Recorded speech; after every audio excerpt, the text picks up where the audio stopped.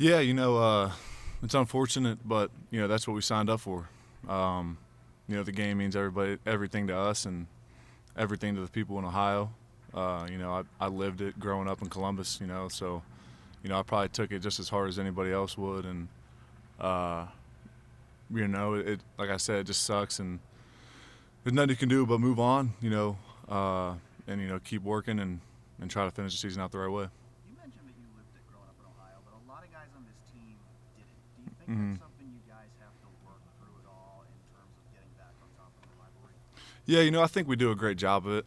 I really do. And, guys like myself and Ty Hamilton and Sonny and Zoe, who grew up in Columbus, we naturally feel it a little more. I can remember being a kid in like fifth grade wearing a Buckeyes jersey to school and talking trash with some kids that, maybe a team up north fans. So, we definitely, we know it a little more just naturally, but we do a great job of, and everybody on the team knows how much this game means. So, I don't think there's anything that any more we could do to make the game, make people on our team understand the game. We all understand the game. We all know what's at stake. We all know, we don't like those guys, and it's the biggest game, most important game of the year. You lose it, it's a bad season, and we all understand that. And like you said, we lost a close game to the number one team in the country. So I just think all we can do is regroup and move forward. Jack, there's a lot of talk in the offseason about this team and how maybe falling a little tighter than teams in the past few years have. Mm-hmm. The fact that you guys have these conversations about everybody saying, hey, we're finishing strong, we're playing in the Cotton Bowl, who knows what happens after that, but does it validate that conversation? It feels intentional, obviously, for you guys to say this isn't good enough way to end things. Yeah, I think a lot of us, like you said, we're such a close team. Everybody loves everybody on this team, and not to quote something out of Jackie Moon, yeah, but we just have so much love for each other. When you go to work with guys every day in the off season for the last 3 years, you build those friendships, that brotherhood that lasts a lifetime, and you come to a stage, in your career like this. It just makes sense to go out one last time, no matter what anyone's going to decide to do. So that was really the conversations, and honestly, it was a really easy decision for a lot of us. But some guys are in different positions, and if some guys decide not to play, I fully respect and understand that, and I get it, and it makes complete sense. But a lot of us decided, we're going to play. Definitely us underclassmen, should play and need to play. Jack, you were one of the leaders of the recruiting class for the 21 class. So was Kyle. I think you two were the first two. Mm-hmm. What was your reaction to him going to the portal? Yeah, it was. I felt bad for him. I really did. Me and Kyle are really close on and off the field, and we've developed a friendship that's going to last a lifetime. And I really felt bad for him, how he was treated after those games, and I don't think it was fair. I think I understand that at Ohio State, the quarterback's expected to win games, and I don't think at all it was his fault that we lost that game in Ann Arbor. So I think it was unfair, definitely, and I love Kyle to death, and I wish him nothing but the best. And I just think it was unfortunate the way he ended his career here. Jack, how did you feel? I know you won't go into specific detail, but just being around him, how you feel about that?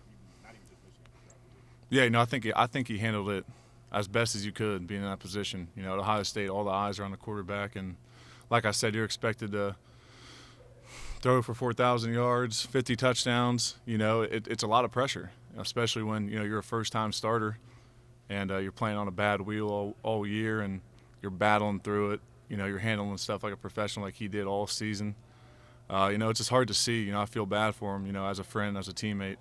But I know Kyle is going to have success wherever he goes, and I wish him nothing but the best. And we're always going to stay in contact. Like I said, we're super close off the field. Not Devin as the next man up. Mm-hmm. You have him obviously a defensive player, but what have you seen from him in terms of leading you guys? We all of us have extreme confidence in Devin. Devin, is a super talented kid, and he's going to go out there and compete. You guys saw it early in the year before he got hurt. How exciting he can be with the ball in his hands, and when we used him on the goal line to run some touchdowns in, that was awesome for him, and I think it gave him a big confidence boost too. And you know, we're all really confident in him. We think he can throw the ball really well. He makes good decisions, and we're excited to see him, you know, hopefully lead this team to a good victory in the Cotton Bowl. We see number 33. Do you think it's him or you? I hope you guys will think it's me. Devin's only about 210, I think, so hopefully you guys can recognize that it's not me out there. Twins. Yeah. See a lot of your teammates transferring. Is that a hard thing to deal with, or is it just something that just feels like reality of college football now? Yeah, you know, I think it's definitely becoming a reality to college football, and I think for a lot of kids it makes sense a lot of times, and other times, you know, maybe it doesn't. But I think you know, anybody in the college football world has a decision to make the best decision for themselves, and I think that's great. You know, and so it is hard to see teammates leave when you build those friendships and those bonds up. You know, it definitely sucks. You know, to see guys leave. You know, but it's kind of just where college football is at right now. Who was your favorite Ohio State quarterback growing up? My favorite Ohio State quarterback growing up? That's hard. Braxton Miller, you know, was kind of like my era when we were all young. We all wanted to be like Braxton Miller, you know, at recess on the playground. So I'd probably have to say him. What if you looked up the next year and he was playing for the team up north? How would that make you? How would that make you think about college football and the? If who was up there playing next year, Kyle? No, I'm talking about Braxton Miller. If he woke up the next year, all of a sudden he's playing for a rival. Oh, it changed completely, 100%. How would you feel if it was Kyle? How? I'm not going to answer that question. Couple more questions, folks. Rated defensive player on this team. People judge defense then by sacks, which is, Yeah. played this year. You know, I think I played solid, and you know, I think defensively as a whole, we played really well all year, and you saw guys make leaps and bounds to their personal success, and you just saw guys just keep rising to the level that, you know, we all are expected to play to.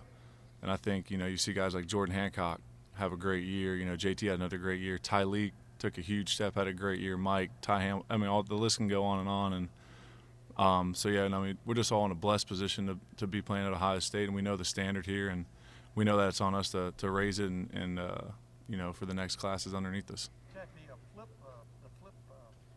I don't know, description of like the Cotton Bowl from a lot of people around the country is it's meaningless. Meaning, y'all aren't playing for the college football playoff, but you see some teams just strive to get into a bowl somewhere.